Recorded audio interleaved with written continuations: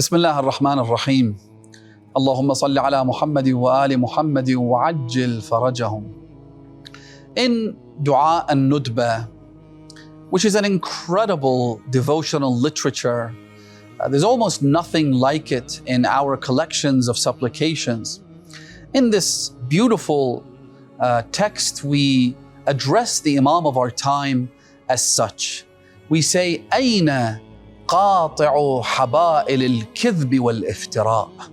Where is the one who is going to sever the nets or the ropes of lies and deceptions? We know that increasingly today, people are becoming very much aware of the deception that takes place at all levels. Governments lie through their teeth. Politicians are caricatures of lying and being conniving deceivers. Presidents, prime ministers, ministers, you name it, are known for lying. People recognize that. The media lies all the time in the most brazen manner. And again, people are having a greater level of awareness now of the media narratives. They call it corporate media, or they call it state-owned media, or whatever it might be. Most platforms, whether it be traditional media, corporate-owned, state-owned, or social media, are used for lying, right? We need to recognize that, and thankfully a lot of people have come to that realization.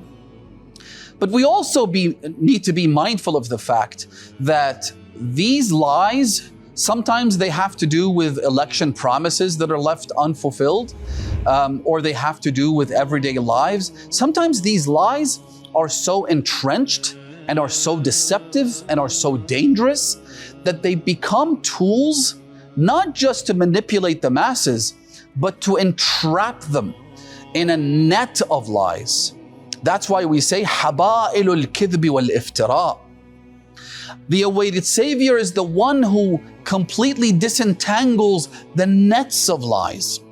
In other words, it's not just one lie here or a lie there, but it's a whole complex web of lies that are used to entrap people, that are used to hunt people and take away their most sacred possession, their faith in God, their belief in divine values. And so the Imam will disentangle all of this. The Imam will sever all of these ropes, all of these nets will be completely destroyed.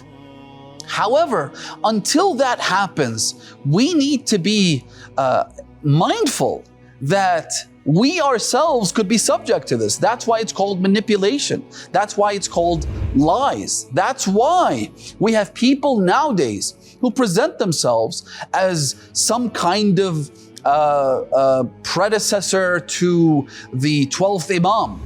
There are people like that in Iraq. There are people like that in as far away as London. There are people like that in India. There are people all over the world who claim to be harbingers of the awaited Savior.